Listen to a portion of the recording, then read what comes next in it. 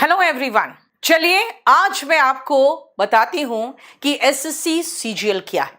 और बहुत सारे बच्चे जो अभी 12th पास करके निकले हैं, जो सीजीएल की तैयारी करना चाहते हैं, या फिर जो ग्रेजुएट्स हो चुके हैं और अब तैयारी में कूद ही रहे हैं, उनको थोड़ा सा मैं डिटेल में बता दूं कि भाई इसमें क्वालिफिकेशन क्या चाहिए, age limit, exam pattern, syllabus, physical requirement, salary, power and promotion, ये सब क्या क्या है। सबसे पहले मैं आती हूं कि स्टाफ सिलेक्शन कमीशन जो कमीशन है, जो एग्जाम्स लेती है एसएससी के डिफरेंट लेवल का, वो बेटा याद रखिएगा सीजीएल का एग्जाम लेती है, जिसके लिए आपके पास ग्रेजुएशन की डिग्री होनी चाहिए।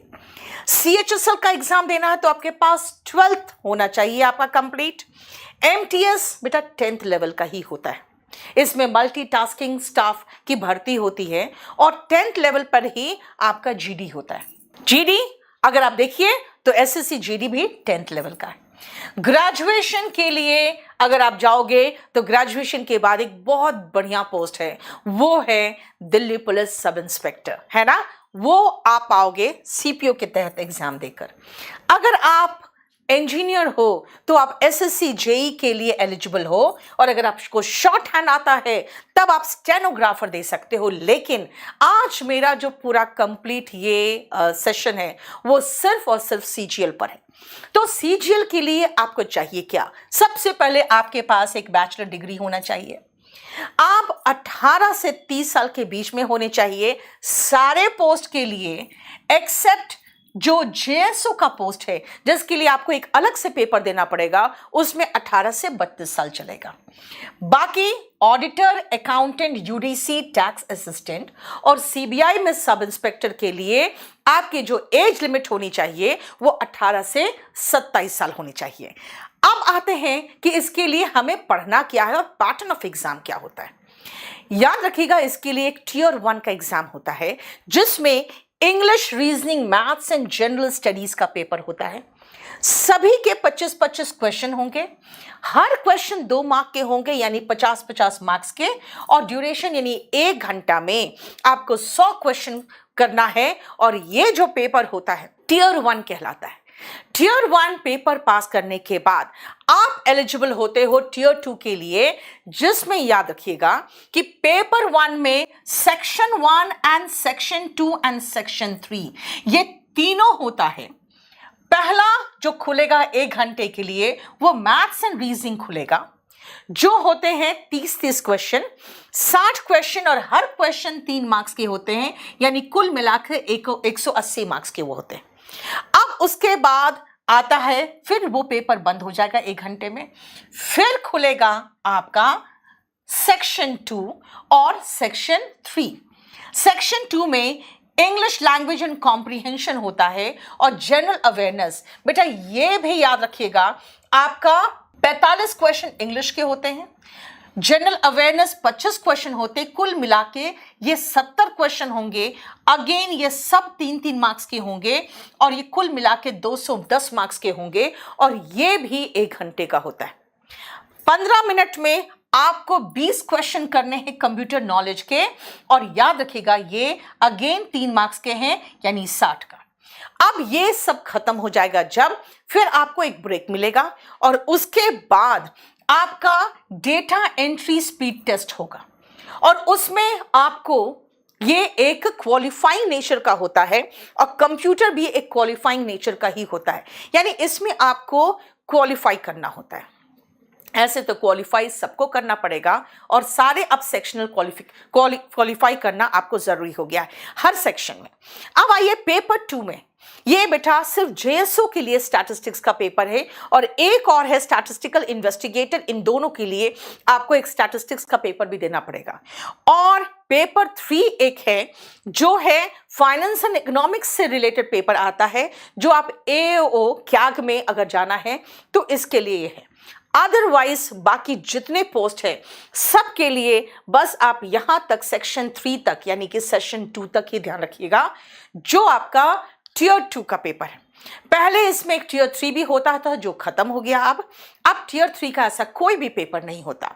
सिलेबस आइए तो आप जब सिलेबस ध्यान से देखिएगा तो आपको महसूस होगा ये 10 तक का सिलेबस है, लेकिन हम लोग जो आपको तैयारी करवाते हैं, कम समय में ज्यादा से ज्यादा क्वेश्चन आपसे हो जाए उसकी तैयारी करवाते हैं। इसीलिए मैथ्स, इंग्लिश एकदम बहुत आराम से, बहुत अच्छे से तैयार हो जाता है।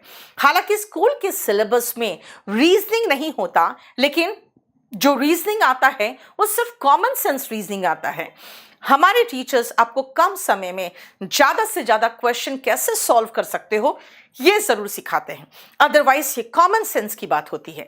तो ये सारा जो सिलेबस है प्लस जो आपके जनरल स्टडीज का सिलेबस है, आप अगर देखोगे तो सेम सिलेबस है जो आप 10th में स्कूल में पढ़ते हो। इसीलिए कोई बहुत रॉकेट साइंस नहीं है और बहुत बढ़िया से बढ़िया पोस्ट आपको मिल जाता है एक प्रतिष्ठित सरकारी नौकरी एसएससी के तहत, लेकिन उसके लिए एक सिस्टमैटिक तरीके से स्मार्ट वर्क करके आपको तैयारी करनी पड़ेगी।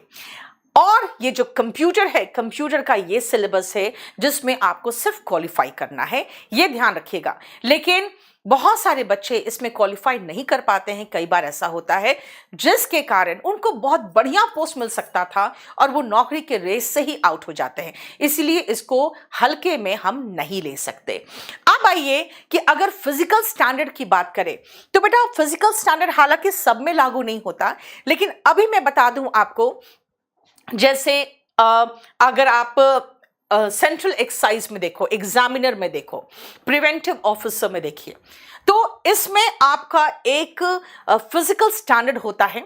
फिजिकल स्टैंडर्ड में आपकी जैसे हाइट होनी चाहिए 157, हालांकि 157.5 में कुछ रिबेट मिलता है अगर आप शेड्यूल्ड ट्राइब से हो, असम से हो, गोरखा ट्राइब से हो, तो आपको कुछ उसमें छूट मिलती है। लेकिन ये बहुत आसानी से फिजिकल एंड मेडिकल टेस्ट बच्चे पास कर जाते हैं। याद रखना जैसे रेस वगैरह भी, क्योंकि बहुत ज्यादा डिफिकल्ट नहीं होता। इसीलिए सबसे मेन आपको जो तैयारी करनी पड़ती है वो रिटन की तैयारी करनी पड़ती है पावर में। और ये जरा देखिए पावर में क्या सुंदर और स्मार्ट लगते हो आप वर्दी में, है ना। आप किस तरह से जब अपनी आइडेंटिटी दिखाते हो कि मैं सीबीआई से हूं या मैं कस्टम से हूं, तो लोग कैसे आपको सम्मान की नजर से देखते हैं, इसका तो कोई मोल ही नहीं है ना। तो आइए, अनमोल चीज प्राप्त करने के लिए बहुत मेहनत और तपस्या करनी पड़ती है। ये आप पहले जमाने से देखते आ रहे हो, तो याद रखिएगा इसके लिए आपको बहुत तपस्या करनी पड़ेगी। आपकी एंट्री होगी इनकम टैक्स इंस्पेक्टर के पोस्ट पे अगर, तो आप 5 से 6 साल में इनकम टैक्स ऑफिसर बन जाते हो। उसके बाद करीबन 8 से 9 साल में असिस्टेंट कमिश्नर बन जाते हो। उसके बाद 4 से 5 साल में डिप्टी कमिश्नर, और उसके बाद 4 से 5 साल और लगते हैं, तब आप जॉइंट कमिश्नर बन जाते हो। इसलिए याद रखिएगा कि स्काई इज द लिमिट। आपके पास पावर होगा, आपके पास पोस्ट होगा। हाँ, ये जरूर है कि आपके पास जो सम्मान होगा उसका कोई मोल नहीं, वो अनमोल होगा। तो चलिए आज से हम शुरुआत करते हैं कि आपको प्रॉपर तरीके से केडी कैंपस और केडी लाइव आपके इस तपस्या में आपके साथ है। आपकी तैयारी में हमेशा हम तत्पर है। किसी तरह की कोई जानकारी प्राप्त करनी हो तो 9555108888 पे कॉल जरूर करें। Thank you so much.